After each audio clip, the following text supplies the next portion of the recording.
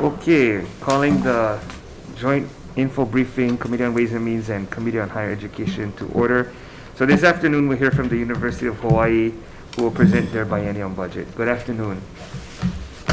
Good afternoon, thank you. I'm David Lassner, President of the University of Hawaii, and with me in the room is Calbert Young, our Vice President for Budget and Finance and Chief Financial Officer, and we have a number of other members of the university community available by Zoom in case you ask any really hard questions, but we're hoping you don't.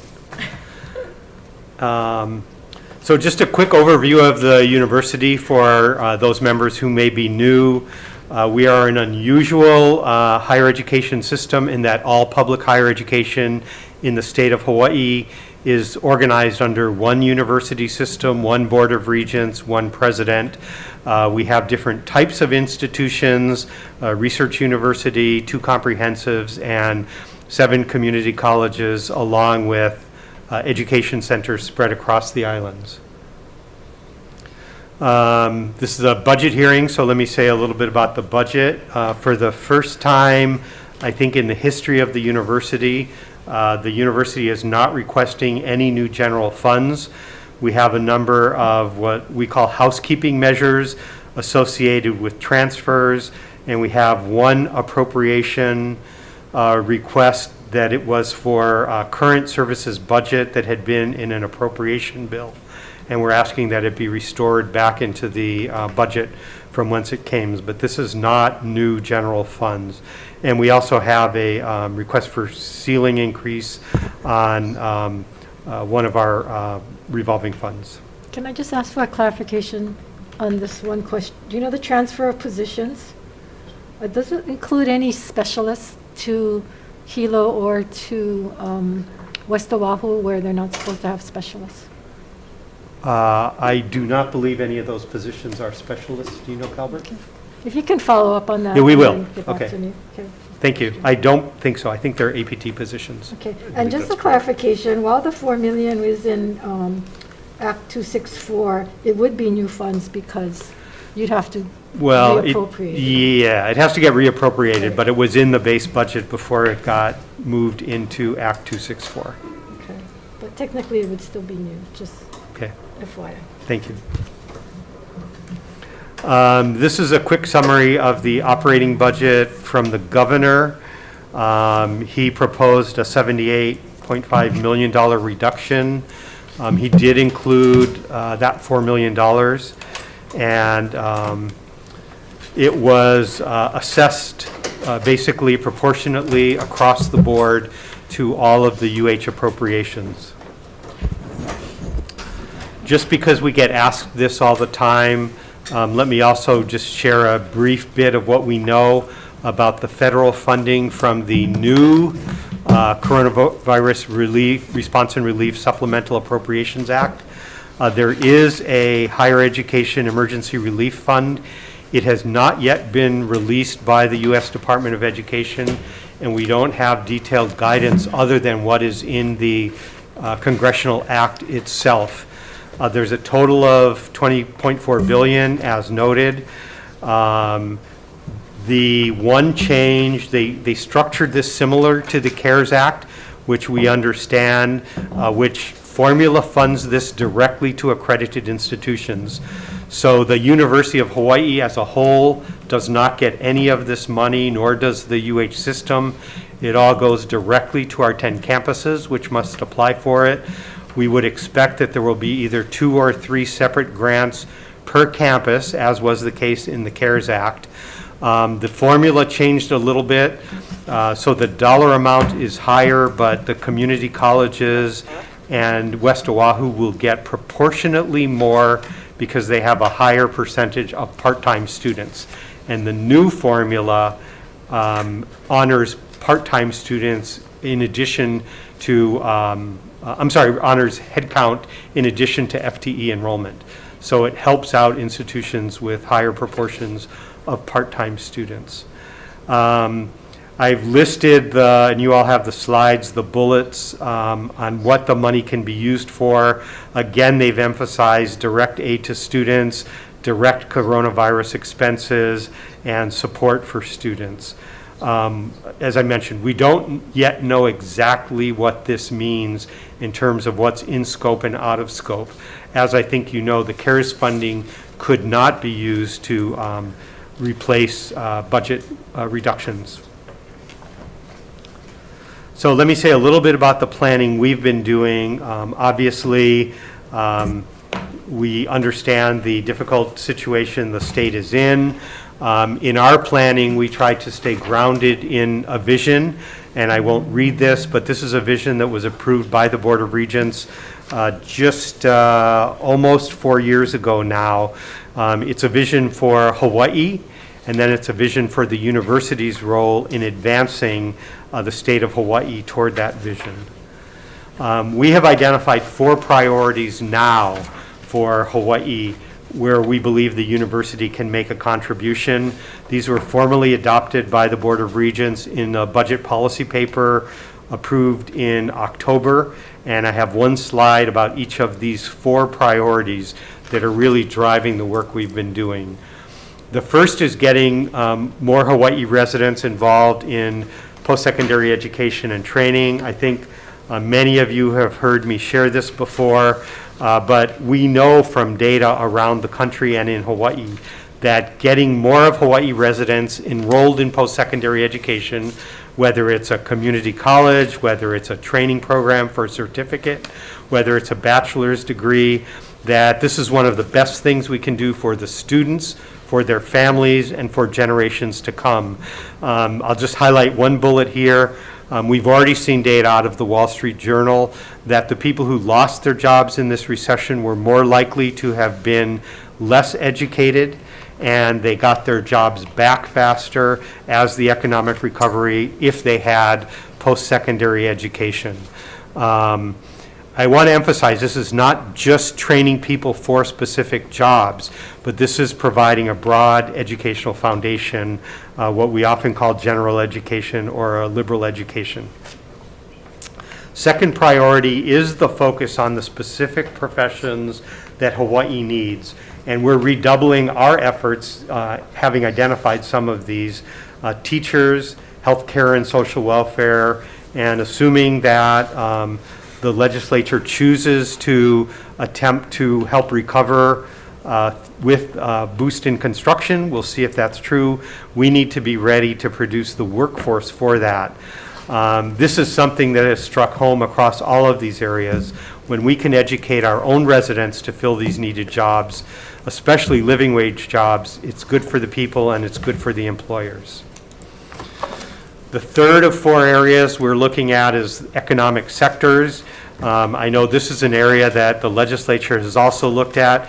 We've tried to ruminate within the university, within the private sector, and with others about the sectors where we think the state of Hawaii can develop a more resilient economy. I think we all know that the economic recession that we're facing today is so terrible because of our dependence on tourism, which was struck by this. But we've seen the same thing when 9/11 happened, and in other recessions, the Japanese bubble in the 90s when our tourism sector was hit.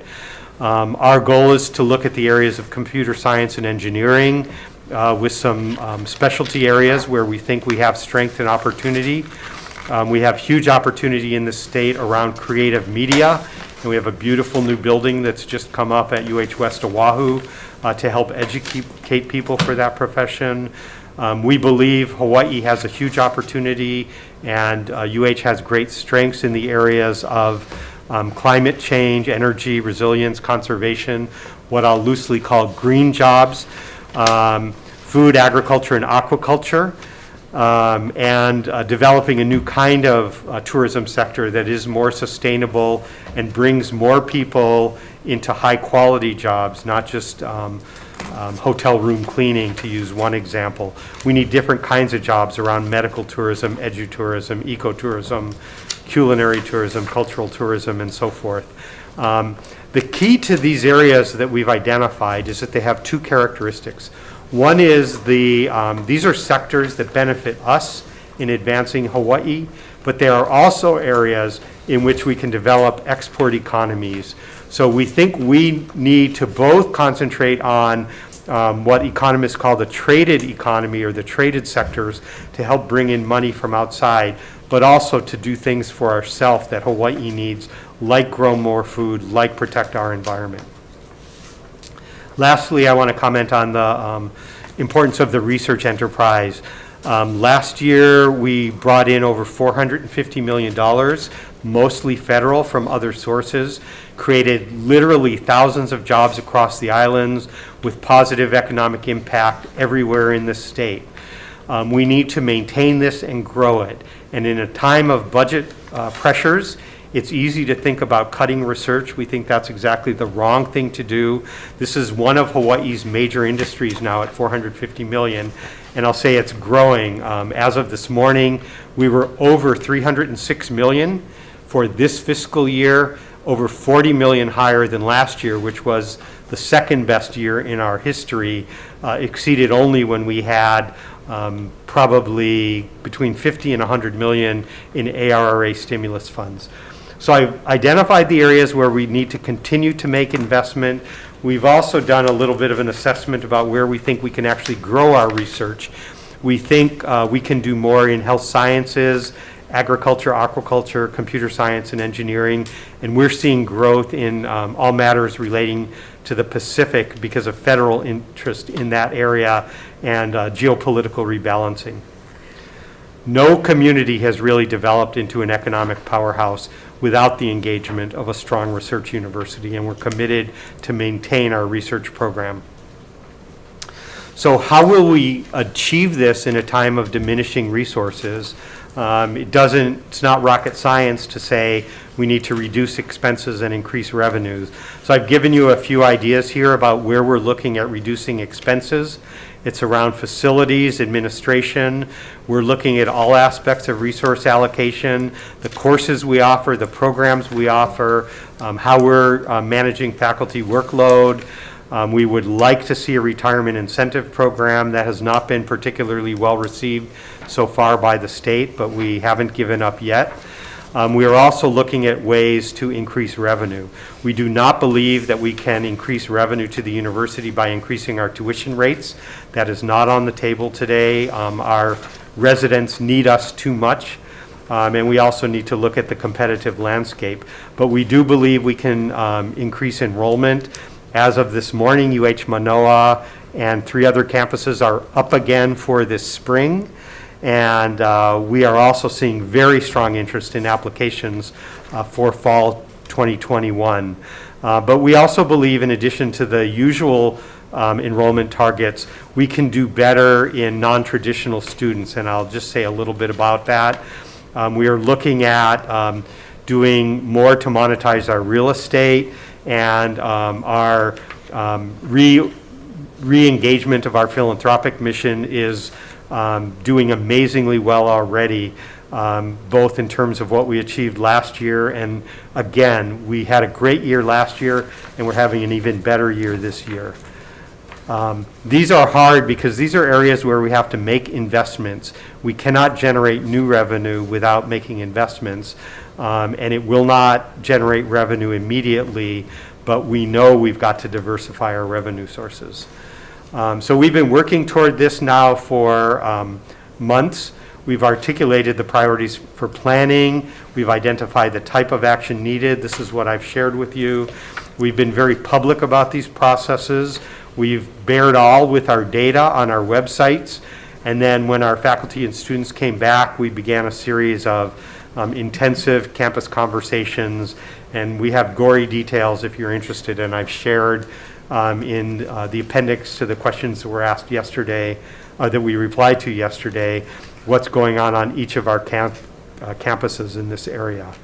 I want to emphasize, we are not trying to do this to get back to where we were. This is not about a return to normal. This is moving forward into what we believe will be a different future. It will be more hybrid, with both work, teaching, and learning all taking place online. We need to reach out to new sets of learners. Our community colleges have started and are doing a great job with some of the training programs supported by philanthropic funds, federal funds, support from the state and the county. But we have more to do, especially in online and distance education, professional education, non-credit education, and we're seriously moving forward to embrace those now in particular areas where we see opportunity. We need to continue to prudently, effectively, and efficiently manage our resources. I know these two committees have great interest, and I expect we will be having conversation here today. We are interested in hearing opportunities for improvement, but that's across every part of what we do. It's not just administration, it's everything we do. We need to focus a little better on how the different parts of the university work together to serve all the islands, and we know we can't do everything as a very small state. But we need to commit to those areas that are important to the future of the state. That's our focus, and we need to become more resilient ourselves in the face of the economic fluctuations. This is my fourth recession at the university, and we need to not be surprised when recessions happen. They just do. Here are some more specifics about what that new future would look like in terms of the work we're doing on academic pathways across the whole UH system, the work we're doing on enrollment with both new markets but also continuing to serve traditional students. For the future of this state, I will just say we need to get more of our public high school graduates into post-secondary education, or this is not for the university, this is for the state of Hawaii. We need to keep growing our extramural funding. It's a huge opportunity and it's a huge economic enterprise for this state. We've put out more data on more websites about what's going on our campuses than ever before. We need to be using this consistently, not just when we're looking at organizational changes through a crisis. Again, our revenue needs to be diversified, and we need to be working from home, learning from home, and identifying opportunities to reconfigure, right size, and frankly shed some of our facilities, especially those that are not up to par, which turn out to be among those that are the most expensive to maintain. So moving forward, the conversations on our campuses have been, I'll say, both challenging. They have been threatening to people around whom we've suggested change, and I know you've heard from constituents who have been very concerned about specific changes that we've proposed.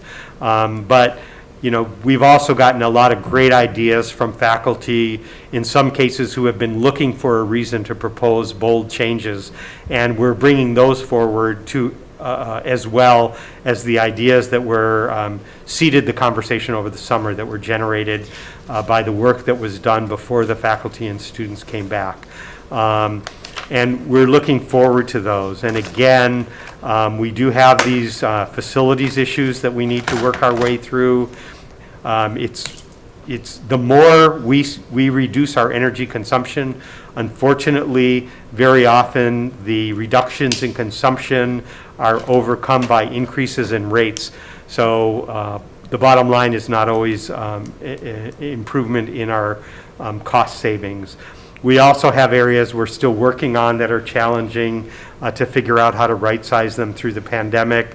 Manoa Athletics has had a challenged financial model for years. We're trying to take this opportunity as it's been exacerbated by the pandemic to right-size the program to a stable financial condition, along with student housing and some of our other auxiliaries. These are the areas we're looking at for revenue.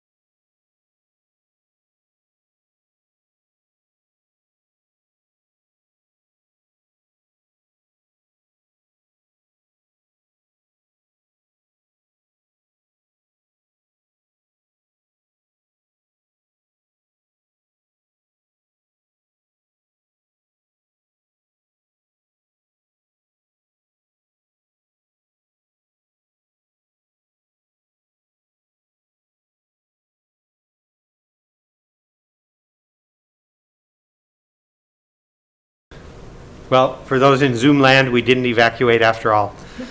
Gotcha. So lastly, the revenue opportunities, I've mentioned most of these, and specifically, in addition to educational revenue, we are looking seriously at our real estate opportunities, and I've shown here some of these are nearer term, some of these are longer term, but we think they are all promising, at least 5 of them probably in the relatively near and medium term. So I think it's important that you understand we are actively planning all of these things. We are prepared for what the legislature has to do, the hard decisions we know that are before you about the budget. We are not shying away from the work that we have to do in order to right-size ourselves, but remain committed to do the work that's most important for the future of Hawaii. Thanks. Questions? Senator Kidani.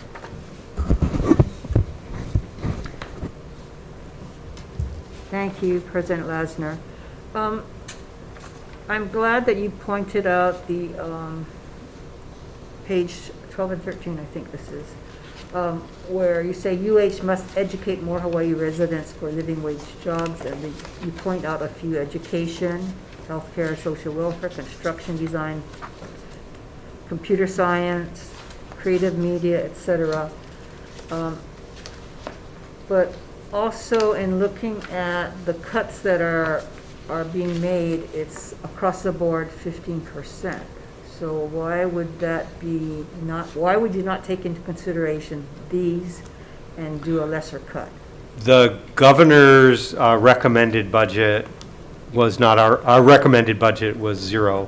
The governor simply administered the 15% across all appropriation level 3 appropriation codes, and his view is that it's up to the university to figure out how to take those cuts. Okay, and then It is not our intention to take them across the board. That's the purpose of this exercise that is causing such hue and cry, because we do not intend to administer them across the board. thank you. Senator Keith Has Alderman. been reported in this building. Please cease operations and leave the building utilizing the nearest exit or fire exit. Can you go ahead? Can you hear me above the announcements? Yep. Great. My question Just has let to it go. do with the comments that you made about your real property assets. I know that you list a number of the properties that the university is looking at monetizing, but I'm curious about the comment you made about the use of your facilities all week and weekends and shedding other facilities. What do you mean by shedding other facilities? Is that a reference to the real property assets that you're planning to monetize to support the university? No. Happy New Year, Senator. That's a reference to the number of buildings we have on some of our campuses, including those that are in decrepit conditions, I'll say. And rather than asking for funding to repair them, we are looking at how to take them out of service, basically, whether demolish, well, in general, to demolish them. We're looking at the footprint we occupy across the system. We've been engaged in a space utilization survey to understand if we really need all the square footage we have to deliver on the mission we have on each of our campuses. The answers are pretty different, and we don't have all of that data yet. But if we have less square footage to maintain, to power, to air condition, to light, we think we can save on operating budget that way. So that's a separate initiative than monetizing real estate. Well, I guess as a follow-up, since I know that this week the football team announced that they would be playing their home games on campus next year, or at least until some new facility is built in Manoa. But if the university wants to change its relationship with the stadium authority, is the university willing to look at investing in Manoa? In order, if they have a stake in it, I would assume at that point the stadium authority should share a lot more of the revenues from the development in that area. That's a complicated conversation. I would say we absolutely, our stated position has not wavered for, certainly 6 or 7 years. Our first preference is to have an excellent relationship with whoever's operating the stadium at Halawa. We just don't know who that will be right now. We were advised by the stadium authority that they don't know how that project will shake out. They don't know what kind of business deal, and we know we have to play somewhere else, certainly for the next, it appears to us, 3 years until there is a new stadium. But we have not walked away from the stadium at all, in spite of what may have been implied in some of the press. All right, thank you. Can I follow Senator up? Inouye? Thank you, Chair. Thanks for all the initiatives that you plan. It paints a rosy picture. However, it seems like it's doomsday for UH Hilo. And I was wondering, you did say the cuts haven't been made by you. However, UH and our Chancellor, Bonnie Irwin, already has plans on cutting $10 million, taking away all of the programs that she outlined. And we're talking about 15 undergraduate academic graduate degree programs: natural science, physics, astronomy, philosophy, gender and women's studies, mathematics, chemistry, performing arts, geology, Japanese studies, art, Hawaiian language and literature, heritage management, Hawaiian and indigenous language and culture revitalization, and pharmaceutical sciences. So I'd like to hear from you, President Lasner, as well as the option that Chancellor Irwin did create for administrative positions at the university, while you had frozen positions at Manoa, but yet there were 4 major administrative units that were hired by our chancellor at the Hilo campus. So it does not make sense as to what's happening on a small campus and the only sub-campus outside of Manoa.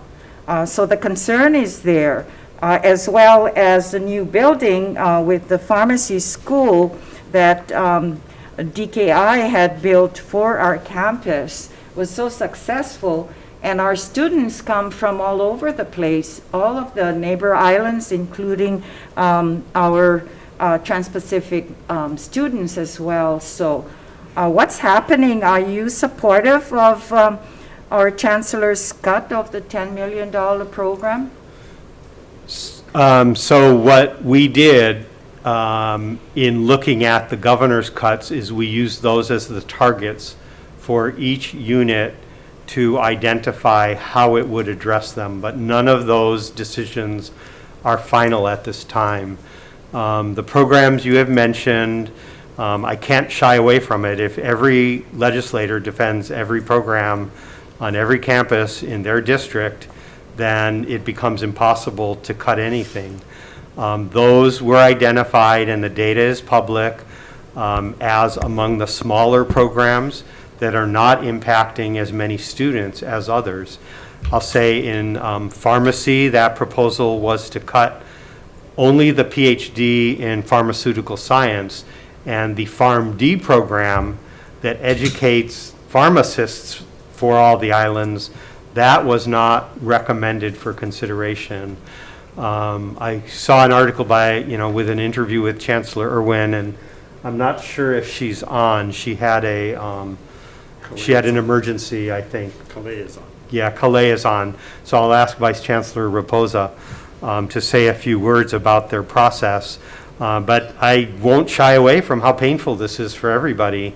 But if we have to make do with less general funds, and that's our expectation, then something has to go. In spite of what I have heard in testimony, and I provided this data in response to the questions we received Friday, there is no part of the UH system anywhere that is over-administered. The number of executive managerial positions at UH-HELO relative to the student body is reasonable. They have fewer executives per student than their peer institutions, and that's the data that we try to look at to understand it. The work that we're doing, it requires strong administrators, and I know I get criticized, and everyone who makes a decision anywhere in the UH system gets criticized by those who oppose it, but we can't make any cuts, we can't generate any revenue, and we can't make significant changes if we don't have people in those positions who are willing, able, and understand how to get, how to move through change. So I don't know where this will end up. I don't know where the legislature will, what kind of budget you will ultimately pass for the state and for the university. But we know we need to be ready to make do with less general funds. Okay, thank you. We'll And do you want to add anything, Calais? Yeah, just real briefly, good afternoon, Senators. Good afternoon. UH-HELO engaged in the consultation and discussion process with our campus from August of last year, looking at the projections and numbers for anticipated general funds reductions and tuition reductions. So we've had discussions for the last 6 or 7 months now. No final decisions have been made. The programs that you've mentioned, Senator, I believe appeared in the paper and are part of the small programs report that is generated annually. So it's an annual discussion that we have with our programs, but I think this time around it has a lot more significance. As to the administrators that were hired in the last year, there were 3 positions that were executive positions that were hired that had been previous, or 2 of which had been previously filled by interims for over 2 years. Okay, thank you. Senator Kidani. Thank you. I wanted to go back and talk about, monetizing some of our properties. And you talked about the UH West Oahu Creative Media, the new building. And with that, years ago, we talked about building a film studio, and I think we're in agreement to continue to do that. But where are we in the process? What's taking so long? Because, that would be a great opportunity to lease that property out to a film studio, as well as give our creative media students hands-on. Can I say how? I guess I can. We have conversations with an interested party this week. In fact, we have 2 interested parties. We're talking with both of them. Well, Calvert, why don't you go for it? Senator, that the university still has a desire to the concept. We do consider this project as part of our land monetization efforts. So while a film studio will help bolster the synergy academically at UH West Oahu and with creative media, we also view it as a monetization opportunity. So there are 2 interested parties right now presently that the university has been entertaining discussions with. We haven't made a decision, but they both seem genuinely interested, and there could be, again, opportunities for the university, both academically and financially, but there are a lot of details to work out. But at present, we think it could materialize into something. So it's too early to commit to either one of the organizations, and there may be others out there we don't know, but I would expect that before shortly, we will progress to the point where we are identifying a particular partner. It's also a really great economic development opportunity for the state. Because Absolutely. if we have a film studio here, it's not that we need to attract more, but at least they know we have that here, and it keeps more money at home because we have the talent here to do some of those things. So I think knowing that this is going to be something that can create that, if we could, I don't want to say fast track because I know you have to pay attention to details, but make sure that we have someone on it and ready to make the decisions and have the meetings with the interested parties. Yeah, Thank you. we're on it, and I couldn't agree more. This one is in a sweet spot where it hits an area of high enrollment growth for students, and that's actually at both UH West Oahu and UH Manoa. It's one of the fastest growing programs at both of those campuses. We have the fabulous new state facility that you've invested in, but these are clean jobs. They generate revenue from outside. Our residents are highly qualified, and it's a real opportunity for the people of Hawaii to help tell their stories, our stories. It just checks every box for exactly what we want to do, and that's why it appears on multiple lists. We think this is absolutely a major growth industry. Thank you very much. Thank you. Thank you, President. I just want to say, when the pandemic hit, I really have to commend the university for you folks stepping up and doing what needed to be done as far as the distance learning and making sure that the classes continued on, and getting the enrollment to continue. I know it's not easy, and as you said, you have to make some of these cuts that is not easy, and we know that because we have to make the same cuts. So that's one of the reasons, I'm trying to make sure that we let you folks go through your process before jumping the gun to see what it is going to be cut. And unfortunately, the smaller programs, the smaller degrees may have to get cut because we can't be all things to everybody. And I know that's not going to be easy to do. But we know that's something you have to do. I'm just hoping, though, that there's no sacred cows, that you are looking at everything across the board. I mean, we talked about general counsel, we talked about other areas that we should do cuts, and so I think that, there shouldn't be a sacred cow when you're looking at what the cuts are going to be. So, don't want to get that specific. We expect to be before you, I understand, about that one again during this session. Okay. Let me go on. I have a number of questions. Let me start with the CARES Act money. I know you brought that up. So my understanding is that we got $45 million from the feds, the CARES Act, and then the governor added another $11 million to that amount. No, the 45 roughly is the 30 grants to each of the 10 campuses, 3 to each. The governor's money was for specific projects. That's for the COVID response money. Yeah.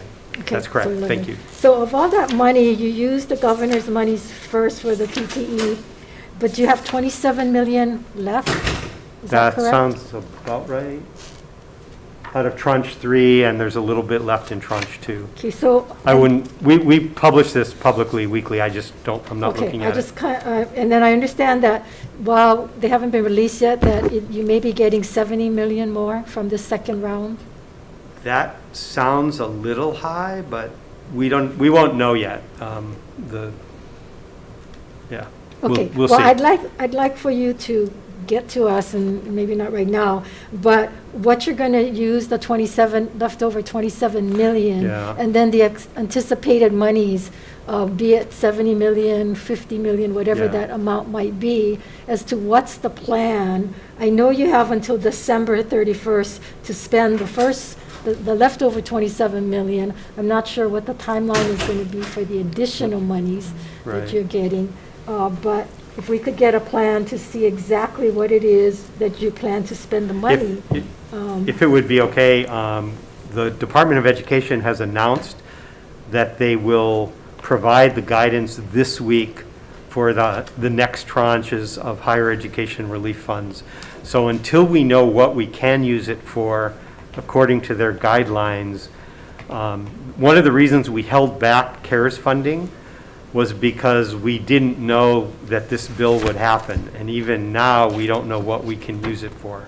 So if you'll just give us another, week or two. No, that's fine. I think we'll have a plan. And Okay. I just want to share that there's also a minimum requirement to, for direct awards of funding to students. So of the 45 million, I'm going to estimate, certainly 12 or more was given directly to students in need. And there's a federal minimum for that, as well as a strong encouragement that we do more. So as we're talking about all of this money, the CARES Act money and so forth, as you said earlier, that none of them can be used to supplement any of the normal operating costs. And so in that, you're looking at all the ways to streamline. And some of the things that we've talked about, and you mentioned it, streamlining, consolidating, instructional research, specialist faculty classifications that we've been talking about, and that along with the faculty workload. So I know you did a presentation to the Board of Regents. Right. And so are we going to expect something a little more concrete than, I think the report was good. The study showed that campuses across the United States, as far as our peer campuses, that they are doing things that we certainly are different and not doing. So at some point, we have to pull the trigger. So Our goal is to have that into production for fall. So Okay. what we showed the board last week was the work in progress. We don't have all of the data from all of our campuses just yet. As usual, Manoa is the most complex, and some of our units are even more complex than others. But I just want to give a lot of credit to the department chairs across Manoa and the rest of the system, the executive staff, Michael Bruno, Bev McCreary, and others, Pearlie Mata-Iboshi. The support and the deans, the support has been really good. I think people have appreciated that the time has come. The time has probably passed, but it's certainly time now to put this into place. And UPA has also been supportive, although it's not a formal negotiated Right. project. I know it's tough. The culture has been there Yeah. for so long. Yeah. So, but I think that, like you said, now is the time. We need to do this. Is this going to be the It's getting same? harder and harder to wait me out.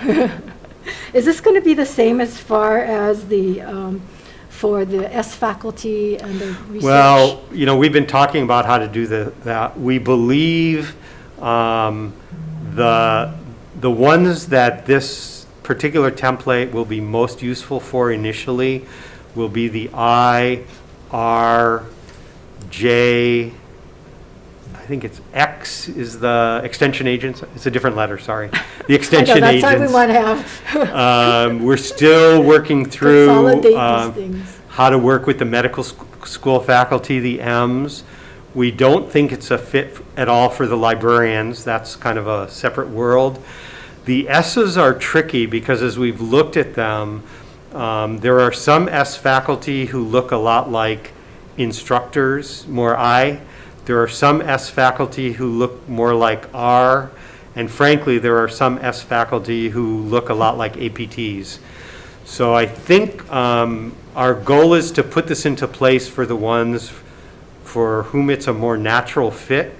And then I think we'll look at what is the best way to work with the S faculty. Some of them might welcome moving into a more flexible category. We're thinking of something like maybe F faculty for faculty, and those would be people who, as at most universities, have a mix of instruction, research, service, extension, maybe some assigned administrative duties and so forth. It's just much more complicated at UH than anywhere Yes. we've been able to identify. And that's why the regions have a policy, no S faculty at Hilo and West Oahu, but that somehow got Lost.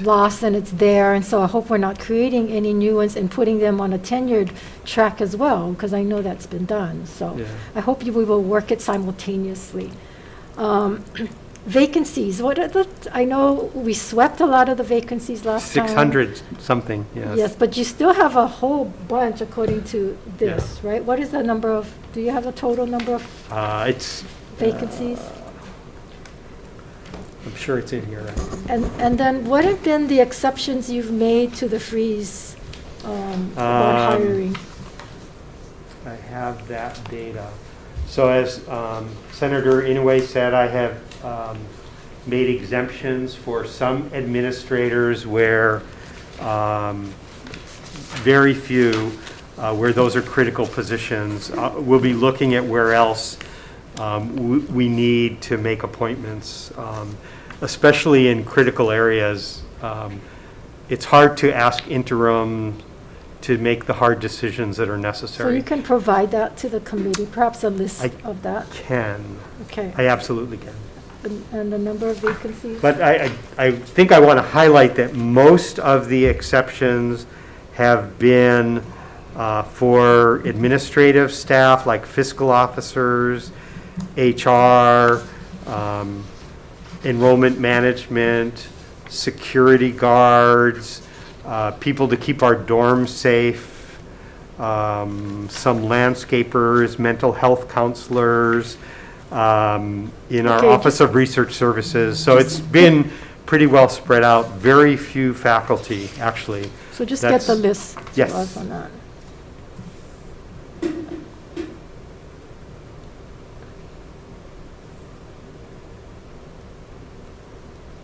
So the total number of vacancies? Oh, total number of vacancies is, let's see, this year, 444.85. I'm sorry? 444. 444. That's all means of funding, 444 positions, .85. .85. What did you say? Is that reflected on table 11 or is that Yes, more down? yes, that's table 11. Okay, Table so 11. it should be the same. Yeah, table 11 doesn't have the aggregated count. Yeah, There's no total. yeah, it's just the list. Yeah. Okay, last November, you announced 3 candidates, qualified candidates for the Director of Institute for Astronomy. But you didn't hire anybody. I mean, the COVID didn't hit yet. So why did you hire the interim director, paying almost $300K for that position So instead of the- hiring a director? The previous interim director basically said he was done being interim director. He had been trying to retire for Right, years, and and we've you- coaxed him along. Right, and you had the 3 candidates in November. Right. So the difference between hiring an interim, even at that salary, is that it was about a 10% increase from that individual's current faculty salary. It's one of our most esteemed astronomers. So the net cost is only about 10% of that, whereas a new director would have been a completely new salary. So what we'll be doing over the next weeks is, rather than treating these as one-offs, we will be identifying what are the administrative positions, at Manoa in particular, that we need to get filled, where we know we're going to have to potentially add a new position at a relatively high salary, and that's one of the ones that will be on the list. Another concern area is we have an interim dean of public health and social work. Okay, well, We- let's stick to this. Okay, astronomy. okay. So, the reason I raised that is that, astronomy is one of our world-class programs, right? Right. Is that not correct? And we really need somebody there that can be engaged with the community, that know the mountain, especially what's going on with Mauna Kea. And so you would think that that would be a priority, that you would want to put somebody there. And yes, the interim director is a top scientist, but maybe not as good as reaching out to the community, have that kind of knowledge. And sometimes it's not the best scientist that makes the best executive director to reach out. And it's such an important program and such an important position, IFA, that I'm just, can't understand why you had three qualified, very qualified candidates, and yet we didn't pick them. And we put this interim in there. The other question is, are we using research funds for that position? I don't believe so. I Then think why that not? position was already largely funded by, institutional funds. Again, the only cost was the increment. But that's another one of my points. So it's such an important program, it's an important position, and you could use research funds, because Mauna Kea is it's a research facility, right? So why are we not using research funds? I mean, why are we using G funds? We seldom use research funds to pay administrators. Usually, research funds pay for research. Okay, but you can use research funds to pay for some of the, I'm sure you have other G funds that can be supplemented, and they paid for, and the research funds pay for that to free up some of the general funds, right? That's plausible. Okay. So where is it at then, Chair? I'm sorry? So where's the position? They have an interim, they haven't So hired. what's going to happen?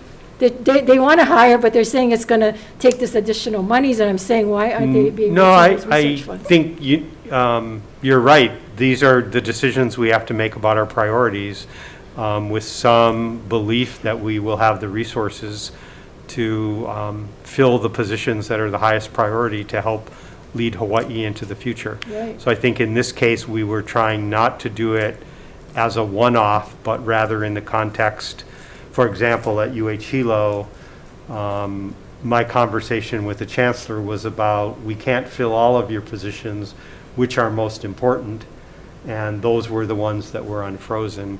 And we have to do the same thing at Manoa, and we haven't yet had that conversation. Okay, well, I hope you look at how we can utilize more of the research funds, if it's the research entity, and if you're using G funds to pay for researchers that could be using the research funds, and supplementing the general funds. That, I mean, you folks play that shell game a lot with your tuition funds and the G funds anyway. So I think that's something you need to really look at. Can I add, Chair? Yes, To please. continue? Go ahead. With regards to the position,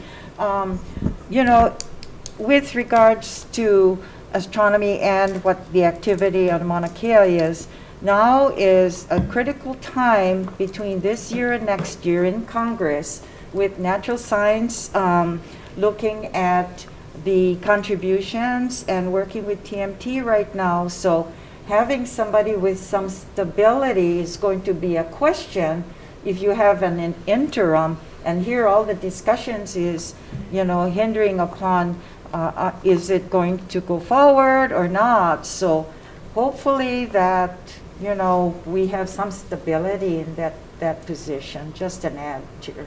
Thank you. Okay. Thank you, Input? good point. Understood. We appreciate the input. Thank you. Okay, thank you.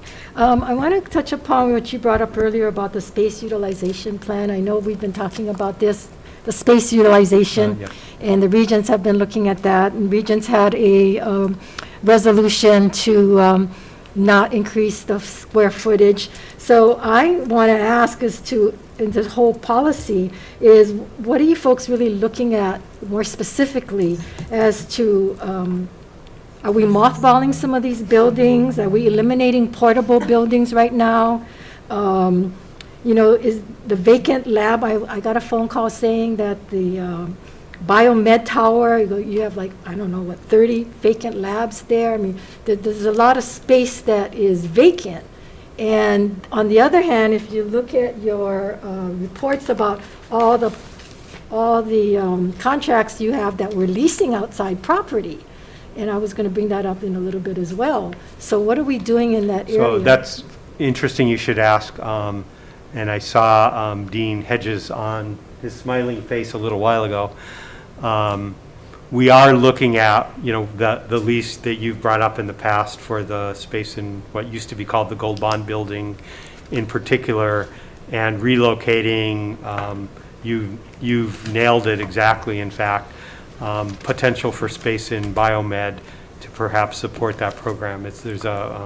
There's some public services there, so we have to figure out traffic flow, but it's not insurmountable. We have Another building, the old Snyder, that building will be demolished. That's our plan.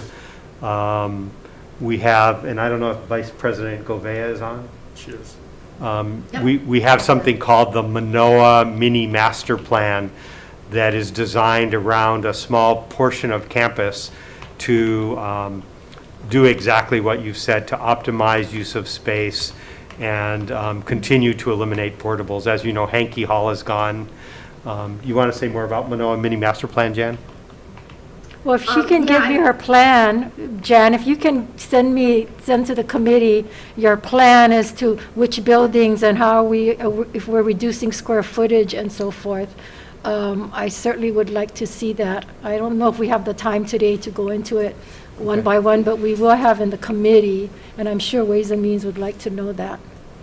Okay, Okay, thank you. will do. Thank you. According, Mr. President, according to your charts that you gave us on table 14, office space leases rentals, I count 19 rentals for a total of $4.5 million maximum value here. And, you know, we have a lot of space being leased at the Hawaii Health Systems Corp., Kuakini Medical Center, we have Kapiolani Medical Center, we have Japson, rental of parking stalls. Just the parking stalls alone, we're renting out $476,000. Is that a yearly amount, Calvert, for the parking stalls? I hope it's at least, it's a yearly, yeah. Yeah, I mean, that's a lot that we're Is renting that out. the Lot C? That's at It's probably not- Queens, at Yeah. HCDA. So, It's so the cancer center job zone. yeah, most of the leases with the hospitals are to support our clinical education programs. So we need those docs and activities in the hospitals because unlike many medical schools, UH does not have our own hospital. So that's the nature of the relationship. If we want to educate docs and residents here, then there has to be space in hospitals. I mean, I'm not defending every one of these, and No, I as I understand. said, we're looking at them. But we also, when the cancer center was built, we lost access to Lot C, which is our major parking lot for JABSOM and the cancer center. Okay, so then we received, since we're talking about the cancer center, we received an email, anonymous email, saying that the annex, the UH Cancer Center annex that we asked about, that open space, and was told that was needed for the early clinical research trials, is now going to be used to film a new TV series. And I guess it's not going to be slated for it's not going to be a long-term thing, but you folks are now renting out that area for TV production? I believe, Yeah. And can you tell me how much yes. money we're going to get for that, and who gets the money? I'm looking at the list if cancer center personnel is on. I'm sorry, I don't know the particulars about that arrangement, other than it is short-term until it's timed before the improvements to that clinical trials lab can be actually underway. So it doesn't interfere with that project. It is short-term, and there is revenue, and my assumption is that it's for the benefit of the cancer center. If I can, just a little more, the early phase clinical trials is the $13 million project, half state funded, half federally funded. That does not take the whole annex. So these two things can coexist. Really? Yes. Okay. The entire annex is not going to be the early stage clinical trials. Right, but the $13 million construction cost that is supposed to start in mid-2021, which is a few months from now, have we let the contract? What's that? We just got the state funding released. Okay, so, I don't know. Jan, do you know Yep. the schedule? So the design is about 85 to 90% complete. And we will begin with the release of the construction money just in the last week or two. We can start putting together the construction bid docs and hopefully get it out in the next 6 months or so. So we're not going to be ready for construction in 6 months? As No. was- Okay, because it says here, the construction of the early physical clinical research center is supposed to begin mid-2021. So based on what you just said, it's probably not going to be ready till the end of the year? Probably closer to the end of the year. Again, we were awaiting some of the funding release Okay. to be released.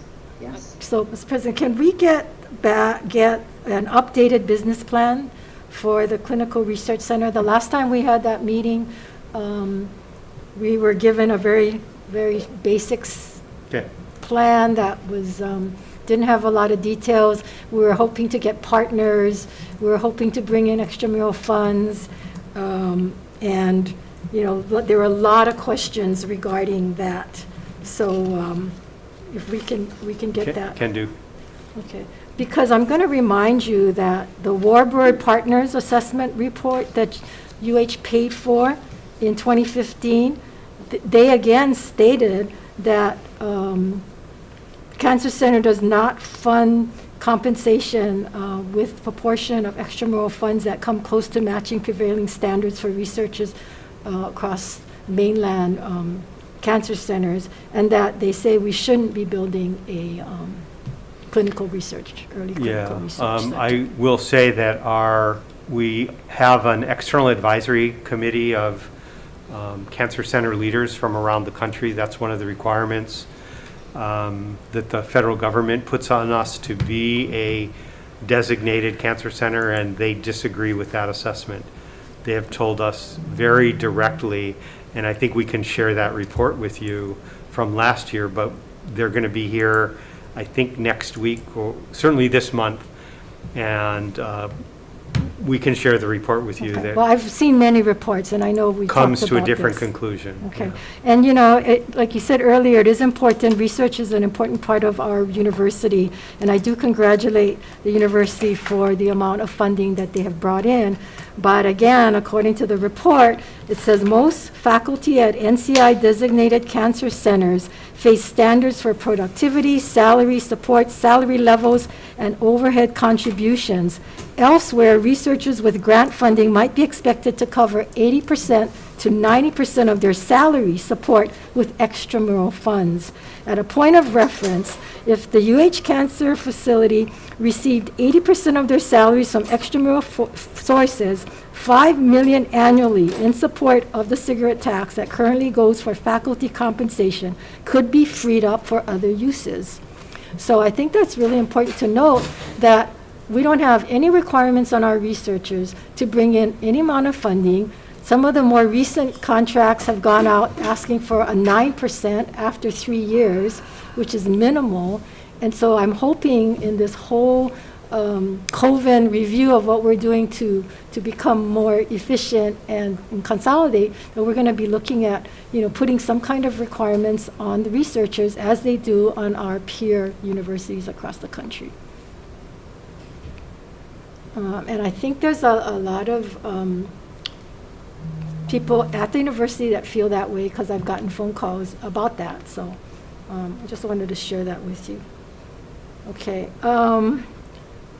UH Press, I noticed that was on one of your slides as far as, but according to the contracts, we are spending $347,314 for the Maple Press.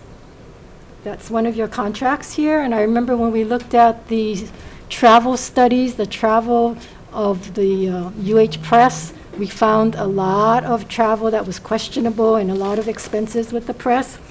And then we saw that Dartmouth College Press ceased their operations, that they're looking at now with everything online and stuff, that these university presses are becoming less and less of an entity like they were before.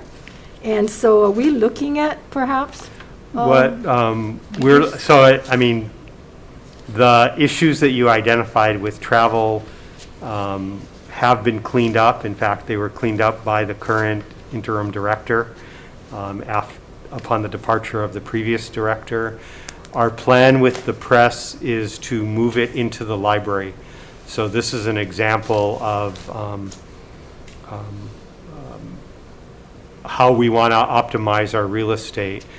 They're spread across a number of portables on Woodlawn Drive, and if we move them into the library, which does have adequate space, there's a synergy around the work that they do, and we also free up that property to look at monetizing on Woodlawn Drive. We think that's a promising opportunity. Well, that's good to know, but the 347,000, that's not for that, right? Isn't that for the press, is that the press in China, or? I don't know if we have anybody on who knows that contract, but we can answer you. Okay. In general, the press breaks even other than the general fund support provided. So when they issue a contract like that, in general, the costs are covered through the revenue that they generate. Okay, but I think if I recall correctly, we were supplementing them. We were support with some general funds, that's right. Yes. I'd be surprised if that's a general fund contract. So the library is now going to oversee the press? The initial step is to physically move in, and then we're looking, I don't know, Michael, if you're on Michael Bruno. But we're not printing here, right? We print in China, right? So the publishing is really here. It's the publishing piece, yeah.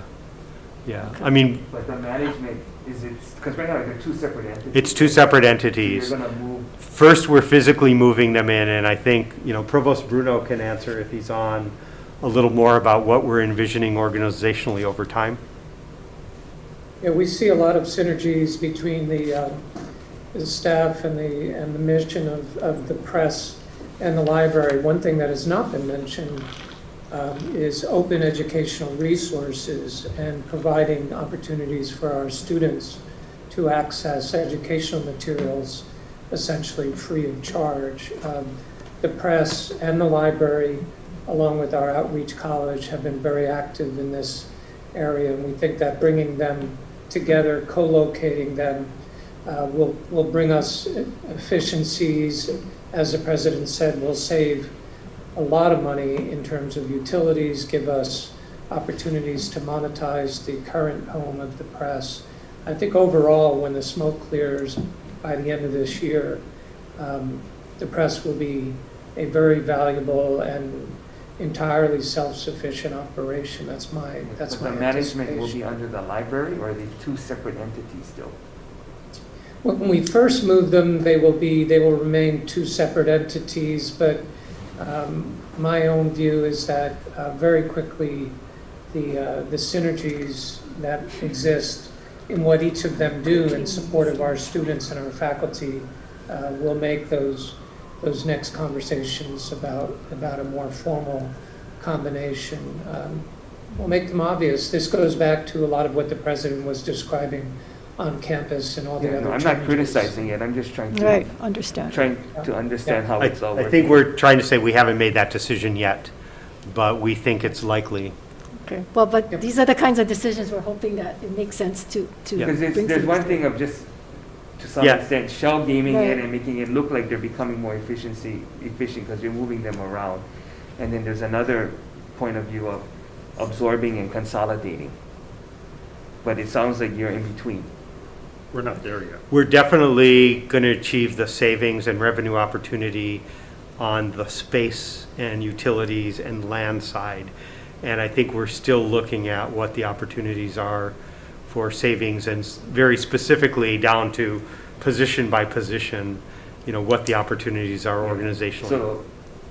So I guess at some future point, one of the librarians or the head librarian is also going to be the publisher of the UH Press. That could be a possibility. That's a possibility, I think. One Or there might be a director of the press within the library. Yeah. It's a different, there are synergies, but there are differences too. Okay, but I mean, we're not talking about sending a person to the moon, so, I'm hoping that for an institution of learning that we'd be able to move some of these things quicker. Now, the press in the past have only been for publishing works of faculty and so forth, right? Not so much for students to get get their books cheaper. So, how is that's going to change? Now they're going to print books for our students? That's kind of what you said, Michael.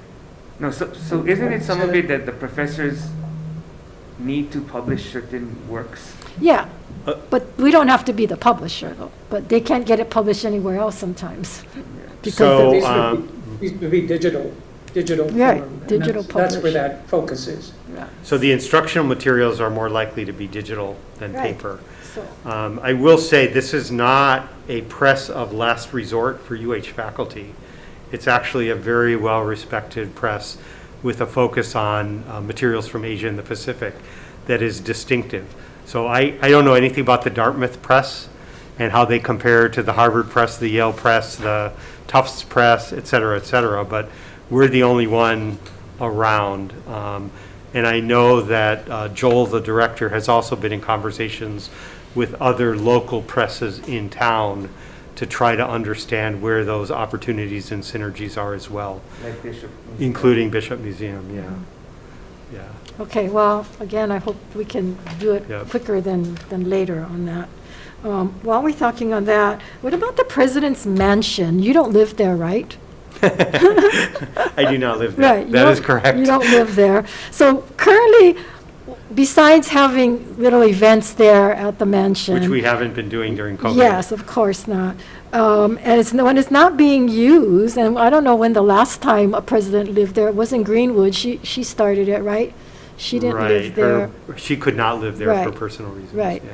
And so how So the much? last one was McLean. McLean. So what does it cost us to maintain? I know there's the maintenance, I know there's the roof, I know there's a lot of things that we had to put money out for it.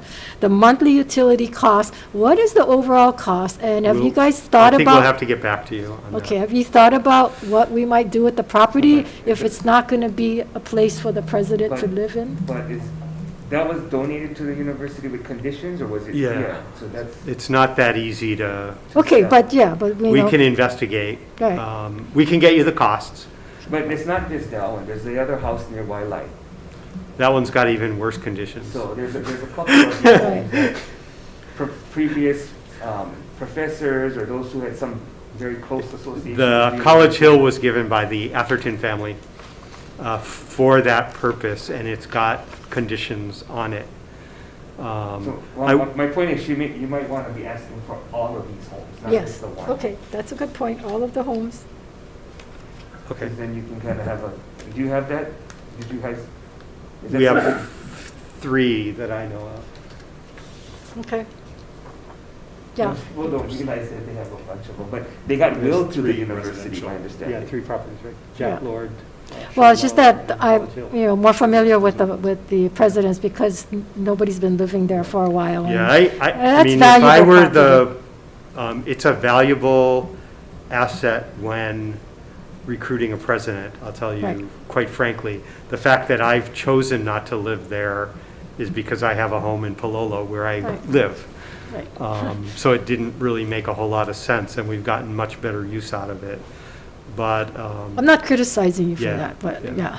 But I we- was we can get the critical, cost. I was critical when Greenwood decided not to, and then we had to pay her a subsidy Yeah. for living outside. I mean, if you choose not to live there, that's fine, but we shouldn't have to give a subsidy, yeah. so, And I think Kelbert can brief you on the Charlotte property by Wiley. No, not- yeah. That not right one, now. yeah, at another time. Okay, can I continue? Okay. But you have a question? Oh, Favela, go ahead. I have other questions, go ahead. Oh, hey, oh, sure, hey, sure, right, thank you. I can go on for another hour, so go My ahead. hand was, I thought my hand was broken. We can But come anyway, visit you. Okay, go ahead. The question that I have, a couple of questions. One of them is that, I know you guys talking about the research and how much money's been bringing in. The question that I have, and, maybe because I'm new to this, I just want to know, what is what is the protocol? What is the minimum requirements for each research professor to come up with their own research? Because I know some other colleges around the different states, because you guys always talk about how much more everybody else gets paid around the different states. I just like to know how much percent of their salary that they bring in as research. It varies. We're increasingly putting that into the offer letters, but it's hard to change the expectations for people who were hired, and we can't really change the deal. It's not one formula. It varies by unit and by faculty member, but it's Senator Kim just pushed us on that with the Cancer Center. It's a similar question. So, And then for the actual teaching credit hours, I mean, how does that come into play? I mean, do they do more research, or they do just as much research as they do teaching? So this is the project. If you get a chance to look through, I know we sent it a little late yesterday, but we provided a set of slides on our project it's called the Faculty Workload Assignment Template. And what we're trying to do is move toward a system in which for all of our both instructional and research faculty, we are able to identify the amount of their assigned time that's spent on instruction or research or public service or administration. So if you look at that handout, you'll see where we are. And as I described to Chair Kim, it's still a work in progress, but we've gotten farther, I think, in the last 6 or 8 months than ever in our history. Okay, thank you. And then the last one is, we were talking about CIP projects. When I first got elected and I was a part of the first few briefings and the budget, I recall that we had gave money or put money aside or gave money to start the process in dismantling the telescopes on Mauna Kea. What is the status on that, and what is the timeline for using that money to dismantle those telescopes? So actually, we didn't get CIP for dismantling. We call it decommission, but it's same term. Okay. We have 2 that are being actively decommissioned now. One is the UH-HELO teaching telescope, and one is called Caltech Submillimeter Observatory, and we can provide you the updated timelines. We regularly need to provide that to the Board of Regents as well, and we can follow up and share that with you if that's okay, Senator. Yep. We're getting them down as quick as we can, but the process of decommissioning is pretty comparable to the process of constructing. So we have to have a plan, it has to get approved, we have to do an environmental assessment, and then we have to go back to DLNR or BLNR, depending on the complexity, to have the decommissioning plan approved. Some can be administratively approved by DLNR.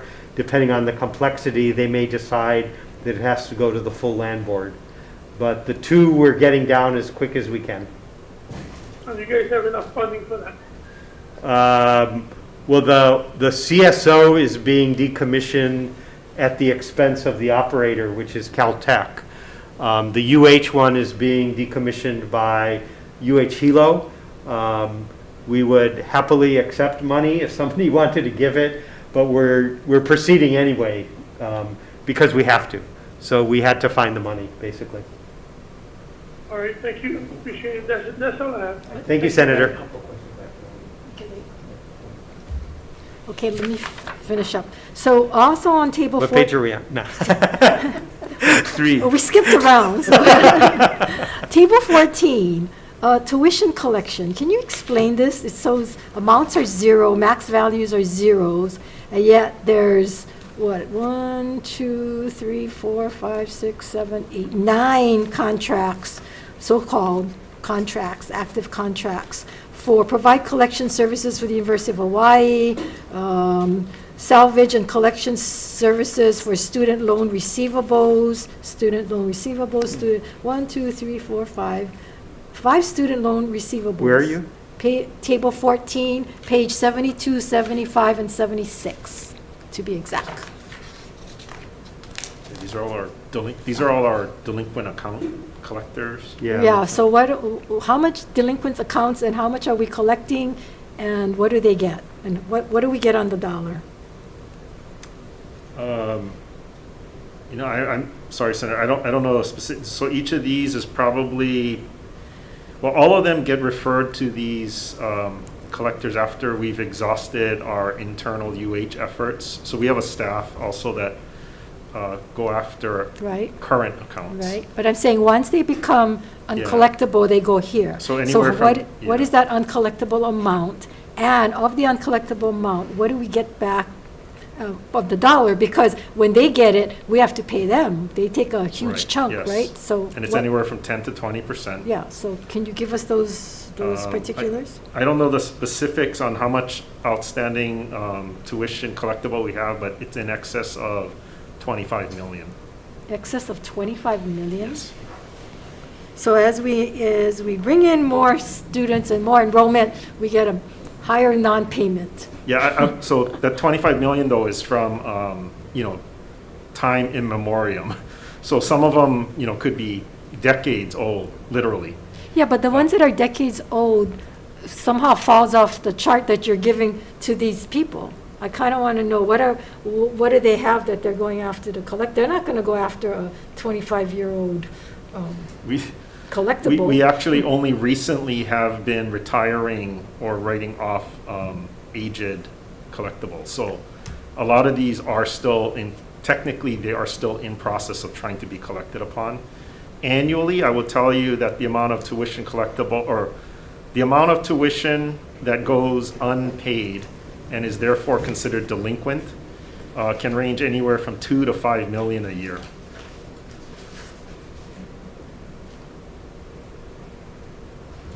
Wow.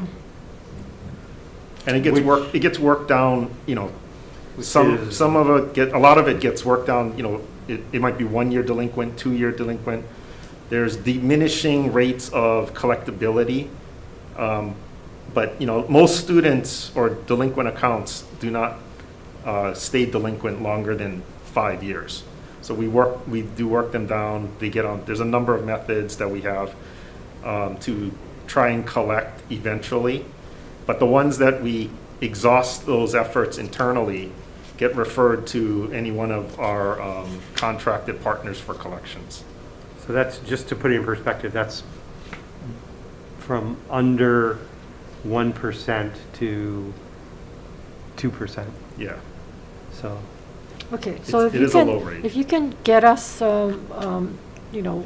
what's the current total amount that these people are, that we have referred to them to collect, one, and then what do they actually, how much do they get? What do we get back on the dollar? And when they do recover anything, and what have been the percentage of recovery? Sure. Okay. So while we're on contracts, if we go to pages 68, 69, excuse me, 70, 71, 73, 74, 76, 77, 81, 82, 85, 86, 88, Gosh, 91, I wonder where you're going with that. 92, 95, 97. These are all the legal services contracts for general counsel. Accounted 43 active contracts totaling 6.2 million in maximum value. And I see some of this is as old as, not as old as me, but let's see. I mean, they go back to 2012. Yeah, 2012. Goodsill Anderson, the Gulch. 2014. patent applications, rail project, inland matters related to city and county rail project, 2013. So, I know how you feel about this area, Chair. I'll just say that from my perspective, we have achieved a more affordable mix of inside counsel and outside counsel. When I talked with our general counsel about this earlier today, you're not surprising me with this comment. And we were trying to understand the state's pattern because we compare ourselves a lot to how the state works. These are, for the state of Hawaii, these show up in every agency. So I don't know if you have somebody who would like to go through if you ask for the same tables from every agency, if you were to look at the outside legal counsel for all agencies in the aggregate, that would be an interesting number.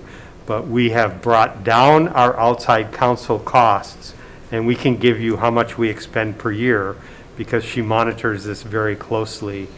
But we are saving money on legal expenses. I know it's not your perspective, but no, I mean, I understand that you're not going to have all the expertise within, right. Again, we can't be all things to everybody. But we have to have a balance as to, right.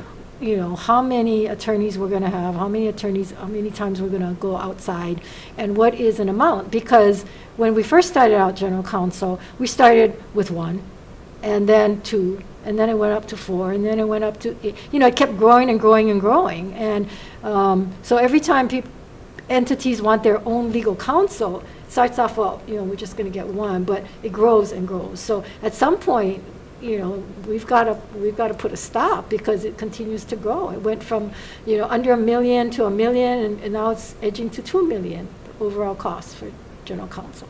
So, and then some of these cases have been open for so long. I've heard complaints out there that, that UH drags their feet in solving some of these cases and resolving some of these students that get hurt, and they drag the case on. And so I'm just raising that as a concern that I'm hearing in the community, in addition to the overall, cost of what's going on. My understanding is we'll be having a lengthy conversation with you about this during the session. Well, I don't know lengthy, but, it'll come up. And then this also brings up the Schuyler buildings that I brought up to you, Building C and D, that was raised with the general counsel. And, it just... And Vice President Gouveia has agreed to look into this one so that we don't have to pay outside counsel to do it for us. Okay, but I mean, it's something that was brought up, and so I'm not sure why. I mean, I understand they're back on the job doing remedial work, but the fact of the disrepair, the leaking, the interior damage, and it was because that UH was very slow to do the remedial, and that the attorneys didn't move on. I don't know, but again, it goes back to who's responsible and who's going to get the ball rolling, and why does it take us so long? The same thing happened with the athletic gym, or the floors. The water was coming in, the floors. I kept bringing it up, and finally, got taken care of. But it takes us forever when the damage gets huge. Again, that's cost efficiency and trying to minimize some of the waste that's going on at the university. So I hope we can bring that up.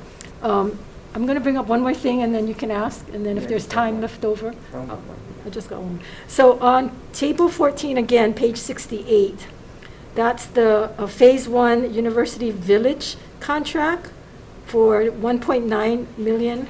Goes back from September 2012. Is that the dorm?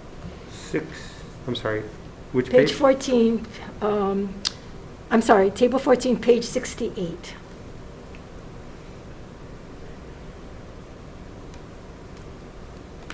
Is that with Schlack Ito? That's the one for the Hilo dorm. I think it's the dorm. I wasn't quite sure if it was the dorm or on 2012. The second from the bottom? Wait a minute, where is it? Sorry. It's Mitsunaga and Associates, Student Housing Development Phase 1, University Village, page 68. Executed Don't, 9/19/12. I'm sorry, I'm on page 68 and I'm not. In table 14, Yeah, table 14, Page page 68. 68. It could be do you have? page 67 on our version, Or is it Oh, okay, I 67? guess we printed different. Sorry. middle of the page. Oh, I see, middle. Um, yes. Is that the Halo dorm, the one they had all the problems with? We still Yeah. working on that? I But mean, University Village is actually the parcel adjacent to the, Yeah, this is But- though, but Mitsunaga, that was the construction. I don't know if either Calais or Jan or Carrie can update. This is Jan. I think it may be the design contract that is going through the closeout process in looking at it. So, because it does say until completion of construction. So, thank you for pointing it out, and we will definitely look into. is this the dorm? Is that the Hilo dorm, Jan? I believe it Yes. is. It is, right? I want to say yes. Okay, I'm just concerned because I know we had problems and I thought it was taken care of, because remember the ventilation, President, we talked Yes. about that? Oh, yes. and that's all probably of why that. it's not closed out yet. Yeah, Yeah. so I'm just But the surprised money that, is pretty much all expended, it looks like. I'm surprised that that's still active, because this says active contracts, so. Yeah, because we don't close them out until until everything's resolved, so we Yeah, don't. maybe- Yeah, I we mean, don't there's make last been payment. zero activity on it for years now, but we can certainly look into getting it off the books. Okay, well, yeah, these are kind of things we should get off the books, because the Yeah. one before that is 2011, Mitsubishi Associates. I remember asking that question a while back, too. Sinclair Library. Okay, Mr. Chair, go ahead. Okay. This- One of the slides, shoot, it's not numbered, but the slide that says UH must grow new economic sectors, and then you have computer science, creative media, climate change. Yes. Got it? So I guess what I wanted to find out is, what's going to be the approach? One of the things that you mentioned was you want to make sure that we attract a lot of postgraduate, high school graduates.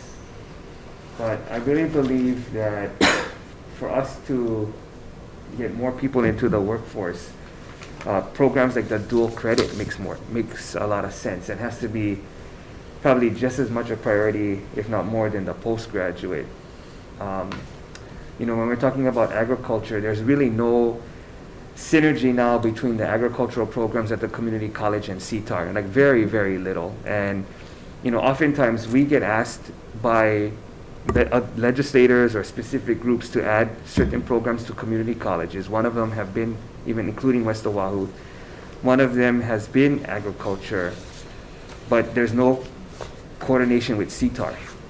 Yeah, I think we're just, it's embarrassing to me that we haven't done it sooner, but I think this crisis has brought it on us. So in fact, I just got notes from meetings that have started to happen around that, and I'm going to push a little bit harder, but you're right.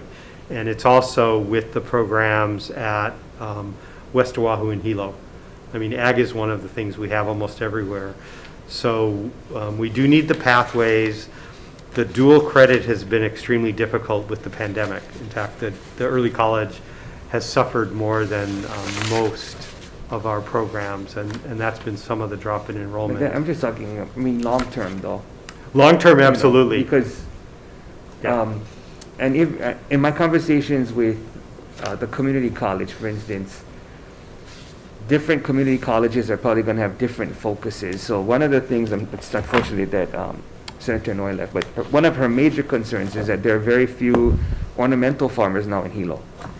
And neither Hilo High or Waikia High have this ornamental academy, which could hopefully feed into Hilo Community College, which could hopefully feed the industry and grow it in Hilo. And that's just one example. There's so many different examples of aquaculture, food production, and each community college would probably be different based on the geographic location that they're at.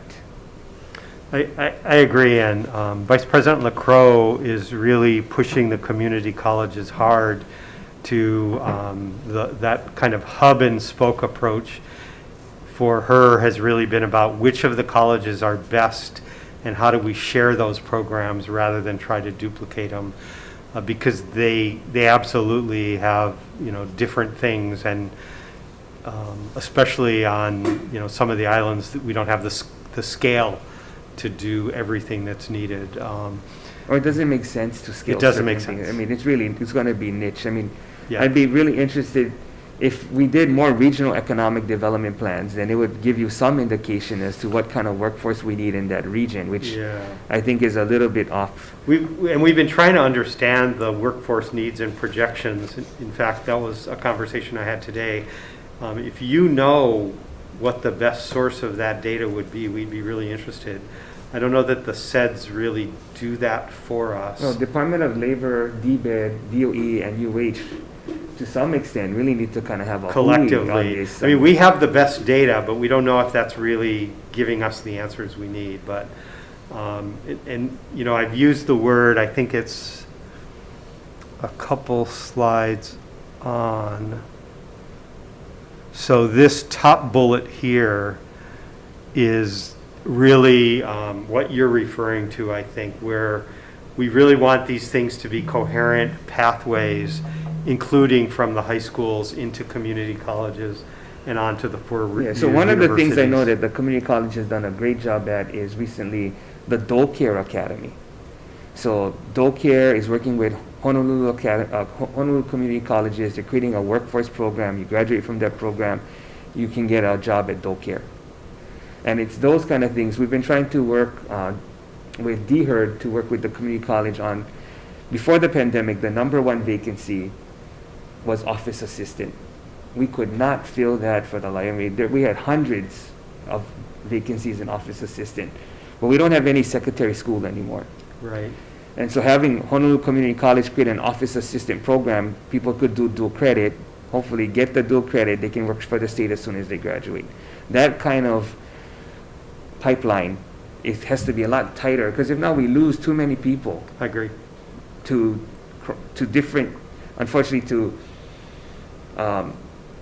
you know, not being in the workforce. Yeah. And It's hard, you know, the 56% ballpark go on to post-secondary education. And that's 44% who probably aren't prepared to do much of anything after they graduate from high so school. if we can get them in a pipeline much earlier, I mean, and that's the Yeah. same thing with ag.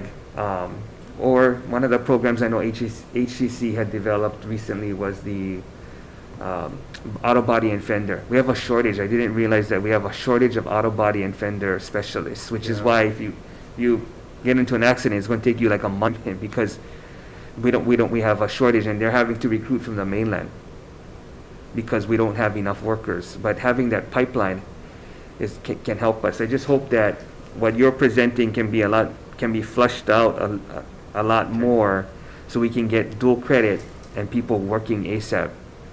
Appreciate it. I agree. I'm not sure, I mean, with Jan and Mike, how that's going to affect CIP. Because a lot of these things, when you're talking about ag, you're going to need the infrastructure or some certain lab space, you're going to need greenhouses, you're going to need all these different things depending on the pathway that you choose. I mean, we put a lot of money, a lot of money into culinary. And we're not reaping the benefits of a huge workforce, changing our economy. You know, it's a niche.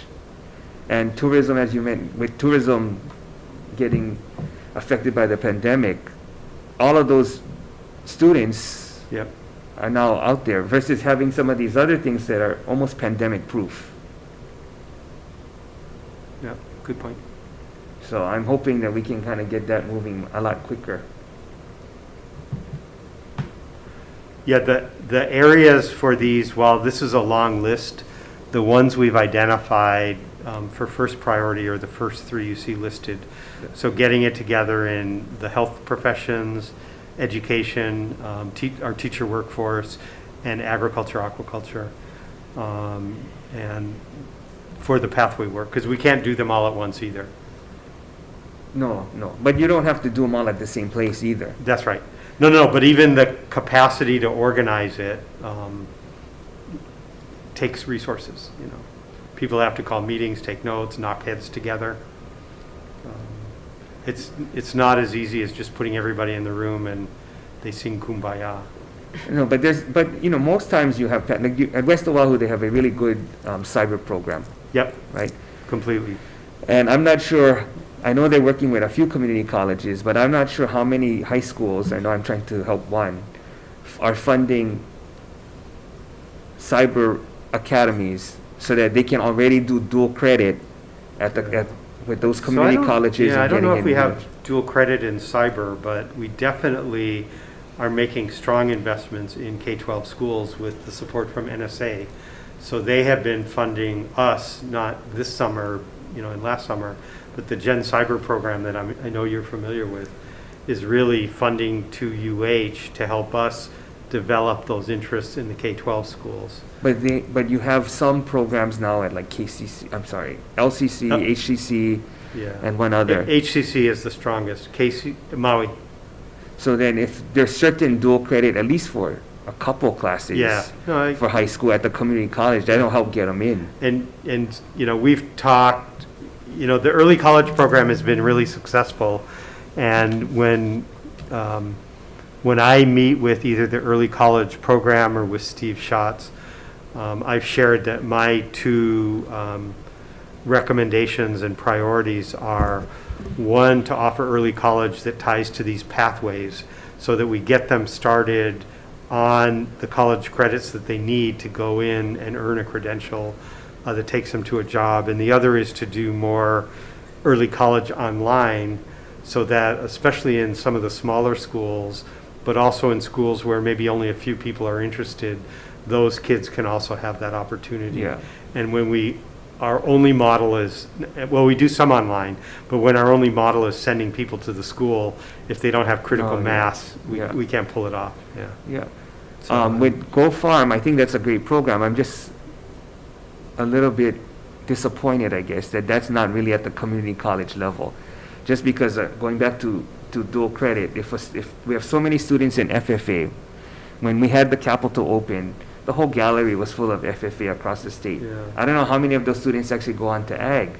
If we had dual credit with Go Farm at the community college level, they get practical experience, they get to farm a plot. I'll talk to the dean. I mean, Go Farm was really set up as a non-credit community-based program. So we would probably structure it differently as an early college program.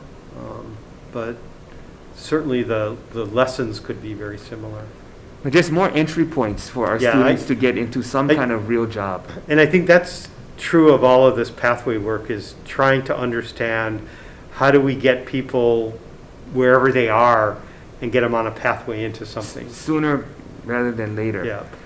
The other thing I wanted to try to bring up was when you look at DHRE and you go through all of their requirements, there are quite a bit of requirements that are for bachelor's, and nothing against bachelor's degrees. But I hope that the university, especially the community college level, can work with DHRE and try to change some of those to AA requirement, being the minimum requirement. I think when a lot of those job descriptions were created or requirements were created, probably, I don't know, in the 80s, AA probably wasn't a big deal. It wasn't as common. And so now, when we're looking at things, if we can get AA, so that way we can have a faster time even hiring people at the state level, and the AA becomes a lot more valuable. They're pretty frozen too right now, but yeah. But just looking at the systematic changes that we will come out of this thing one day. Yeah. And I'm assuming you share this perspective with DHERD as well directly? Yeah, Okay, yeah. Yeah, because then if not, Many times. that way the dual credit Yeah. and the AA becomes a lot more valuable Yeah. because they know they can get a job with it. If not, they think, oh, why get it? Yeah. Okay. So that's my, Okay, just a couple more, promise. Page, again on table 14, page 94. Third one from the bottom, third one from the top. What is third decade? Consulting services to complete. So our current planning process calls for every 10 years, we develop a vision for what we need to achieve in the next decade. And then we use that to drive our strategic directions and our 6-year operational plans. So this was a contract with, 93, page 93. yeah, well, I know it by name. With, $216,000 though. I mean, we don't have people within the university that could. yeah, this is Peter Adler. Well, we were looking for somebody outside, and he brought in different experts who surveyed, did focus groups in the community, and a variety of things that we weren't equipped to do in-house. But what do we actually put into motion? Well, we'll put this up. Actually, this one is just about closed out. And so we'll be publishing it. I understand, but you know, we have a tendency, and it's not just the university, it's all of government. Every time there's a project or something, we quickly run out to a consultant to do the work for us. And then the study comes and it gets put on the shelf, or, you know, it gets brought up and then nothing happens, and we spend all this money, so, and we don't take their recommendations. I mean, the Warbird, you know, with rail, I mean, we have all of these, and then we don't implement it. We don't take it to heart or do whatever it is with it. So, I mean, if we're going to spend that kind of money, then we better be prepared to implement and get something out of it, get a return on our investment. So I hope we think about that before we just get all these consultants to do all this work, and then, I mean, Okay. right? You know what I'm it's going talking nowhere here. Yeah, we don't go anywhere. Okay, finally, and I know we talked about athletics. $3.6 million you're requesting, right? From Act 264 to Right. help cover guarantees, team travel, recruiting costs, and so forth. How much travel have we actually done this past year, and we're anticipating doing next year? Obviously, very little Right. this fiscal year, but this fiscal year was an anomaly. This is our request for next year. My belief is that we'll be pretty, from a COVID perspective, by fall, we should be in pretty good shape as a state and as a nation because of the vaccines. Okay, but isn't there money that carries over? Because this year you hardly. Well, this year we lost so much money because of lost revenue for COVID that. And you're still going to lose because you've got your football team that now is going to play In a smaller. a very small. Yeah. So we'll be challenged. I mean, I think from our perspective, we're just trying to get back to where we were. Right. Yeah. Before this was moved out of the base budget.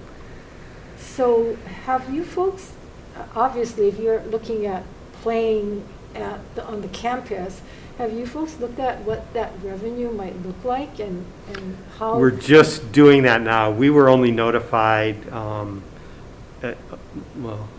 maybe it's about 4 weeks now, but it was actually at our last football game that we found out that was our last football game at Aloha Stadium. So we also had offers from mayors. We looked at a couple of sites before the announcement yesterday, I guess. Gosh, time. I guess I'm just trying The announcement yesterday that we decided to move forward with the Chingfield solution. So we're determining how many bleachers we can get in there, how we'll get a scoreboard in there. So there are some things we have to do. Well, I think we have to look at realistically. Are we realistically going to be able to manage the athletic program with COVID and with the way the football program, because they bring in a bulk of the monies, right? It will be a challenge, no question. There are also some costs that disappear as well. And then there's revenue that goes currently to the stadium. It'll be worse for us, I mean, for sure. It's not a money-making proposition to move to campus. But there are, factors that weigh in both directions. But definitely ticket sales will be less. Okay, so you put together the Blue Ribbon Committee, right, for athletics? Right. To provide recommendations. When is that report going to? We will be reporting that out to the Board of Regents Intercollegiate Athletic Committee in February. We're setting the agenda. So did you get a summary yet from them, or? I got a summary. I met with them once myself, and I asked them some questions and to do some follow-up work, and I believe that's underway now. Okay, so we're going to be able to see that soon. We should see something. Are they looking at this at all? This wasn't on our radar. What we have believed for years is that we need a more favorable financial relationship with the stadium where we play our football home games. So that's been our position ever since the beginnings of the talk about a replacement stadium, because the financial arrangement we have with Aloha Stadium, through no fault of the stadium authority, in spite of what's in the paper, we're not mad at them, we're not angry at them. They have done their best to try to, make the stadium an attractive place for us to play and financially workable, but it just hit the end of the line. We just need a different financial relationship. And if there were a new stadium with a different financial model, including revenue from other events and the nearby land properties, and not so much of a maintenance cost, we think that's possible. We're just trying to get ourselves to the table to discuss that with whoever it is that will be making those decisions. But, at the end of the day, it's still a zero-sum game, though, because whatever you negotiate with the state, that's less money from the state. I mean, it's not as if we're generating new funds. Well, we should. The new stadium should generate significant new funds. Let's put aside the fact if it's a new stadium or not, because we have to pay the cost for the new stadium. You're not paying the cost for the new stadium. We're not. You know what I'm saying? So we have to pay for all the debt service and everything. So even under the O scenario, when you're trying to negotiate, and I'm not faulting you guys for wanting to get a better deal, but I'm saying at the end of the day, it's a zero gain. In the current stadium, it is. What? In the new stadium, the opportunity for significant revenue from ancillary development on the Right, but rest I'm of the just property. saying, like for parking and stuff, which the revenue would normally go to the state, which you would come to us and we would give you the funds, you know what I'm saying, would supplement you with general funds. So Right. I'm saying that when you take from one pocket and give to the other. In the current situation. It's a current or even future. It's a zero-sum gain. I mean, unless there's over and above kinds Right. of revenues. But I'm just saying, it's like, you're saying, oh, they don't get the parking from But university when they park the cars down by the, I mean, you're just talking about taking from the athletic, from one department to another. So we're not gaining anything. We want to find what ways you're saying. to I agree with you. generate new monies. That's right. And not just take from Peter to Your pay land for stuff, Paul. your PPP. Yeah, things. stuff our like land that. stuff, a different kind of stadium can generate Yeah. different kinds Right. of revenue. The PPP opportunities. Yeah. Yeah. So all I'm saying is, let's not Space. focus on, zero-sum gains, because whether you get it from HTA or the state, or it's still the state money, and we get a smaller pot that we're going to give you out of it. So we've got to generate new funds. Yes. That, Yes. is going to make a big difference. So, and that's something that I'm hoping that this committee is going to have recommendations on those kinds and Right. not zero-sum gains that we might hope for. Okay, It should be more than just athletics that we're gonna raise money for, though. Oh, yeah, at the end of the day, Yeah. but right now, he's got that blue ribbon Yeah. athletic committee that's only focusing, and I've been focusing on years on the licensing.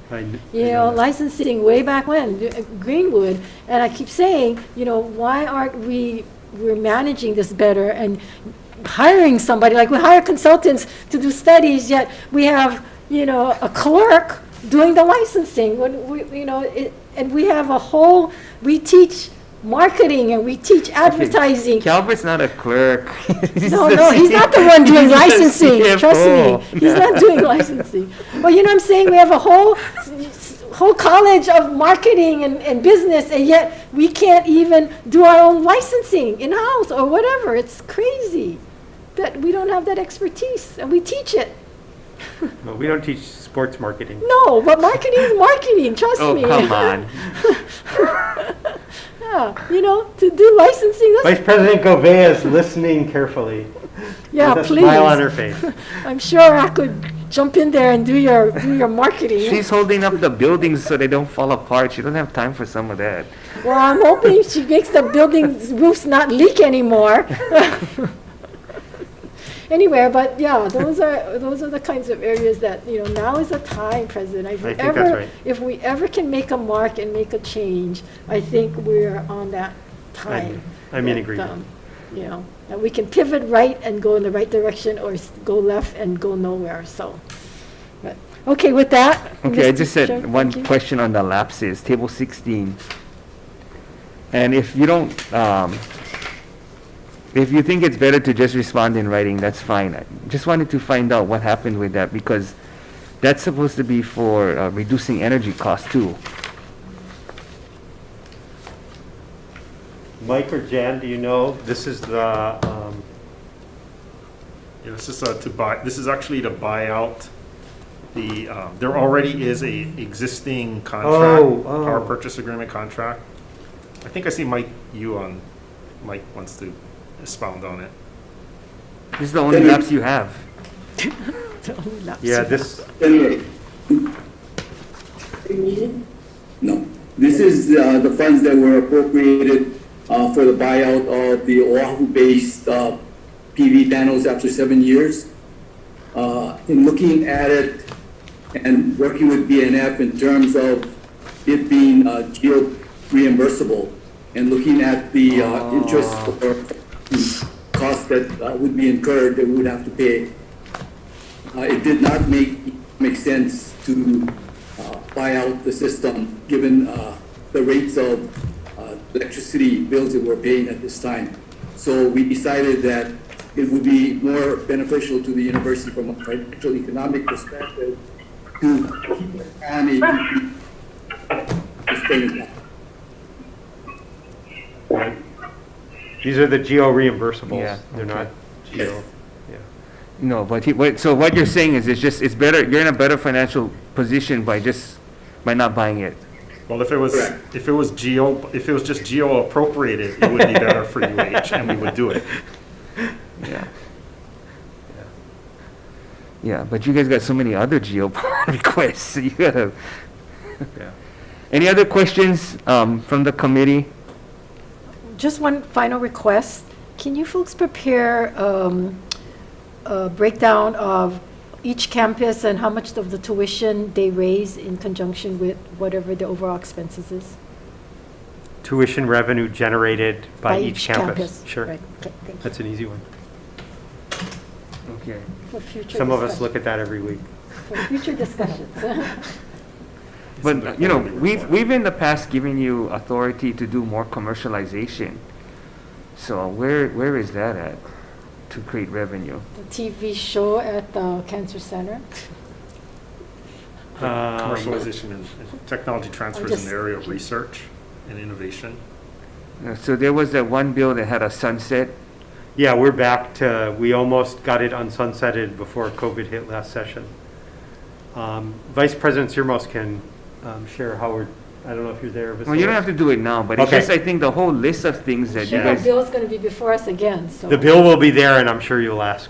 because it's about almost your entire package of land monetization, public-private partnership, Yeah. licensing, some of these other things that you're talking about, where going back to just looking at how much revenue you make from tuition versus if you had all these different categories, how much would you actually make in all of them?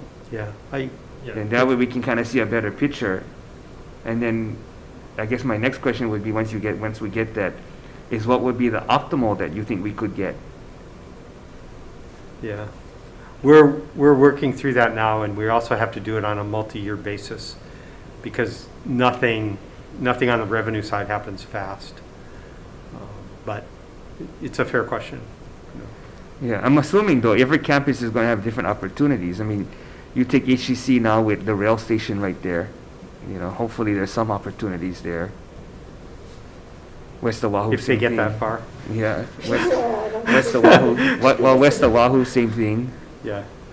Yeah. Anyway, I think that's something, I think if it does get that far, and hopefully it does, that's a better opportunity for your revenue generation. Completely agree. I'm not sure. There's, all of these are areas in the category of diversifying revenues for the university. They all have different horizons and opportunity levels. So they're being worked on independently and different, but you know, we don't expect that we can maximize revenues from any of those like within a year or two. There are some opportunities that are better presented than others, but we have to build these for the longer term, and over time, we think that they could be a significant revenue generator for the university. Yeah, so do you have like a simple Excel sheet where from a macro point of view, you can see all the different tools you have and when you think they're going to start to be I able wouldn't to say that we implement? have one, but the way we work through projects, there are a fair number of them that we are working on right now. We don't have the internal staff within the university to actually be running at full pistons to try and do this. So a lot of it is literally Vice President Sermos and literally myself actually working on these projects. So, over time, if we can show some progress and success, we think the university can have something to build upon, show that it actually can work.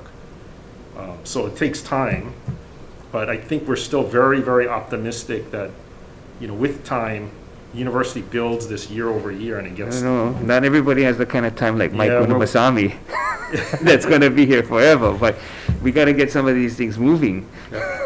Well, Mike said he wouldn't retire until we made our first million, so we're moving really slowly at that. We want it done within our lifetime. Your lifetime's ahead of mine and Well, Mike's. if you guys can look at it from what are the categories within your economic or revenue diversification portfolio, kind of looking at it more macro for us so that we can kind of see what kind of tools we have to provide you. Yeah, I think like Senator Kidani, like the UH West Oahu and the film studio is probably like near the top of the list because the opportunity has presented itself and there's a pretty short-looking path to get to someplace. So it's I don't want to say we're trying to be opportunistic because we want revenue sooner rather than later. So as these present themselves, that's where we want to move. And again, we have limited staff resources to spend the time and attention on it. But again, it's about we want the money sooner than later, and if we can materialize it, that's what we're focusing our energy on. So when that does happen, where does the money go? To the campus or to the system? Does the campus? Well, for UH West Oahu, because of the statute, the intention is that it's supposed to fund the operations for UH West Oahu. But internally, we are looking at how how revenues within the university can be better fluid and shared. But for UH West Oahu in particular, because of the statute, it's primarily targeted for West Oahu operations.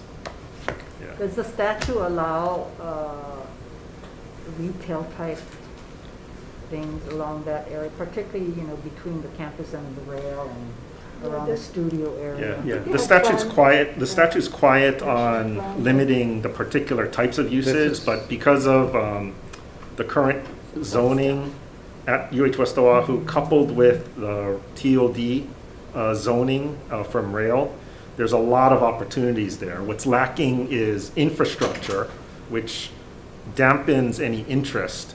But those are the things that we're working on. And again, even with the film studio interest, those are things that we have to overcome for prospective private parties. But, again, we think there's just...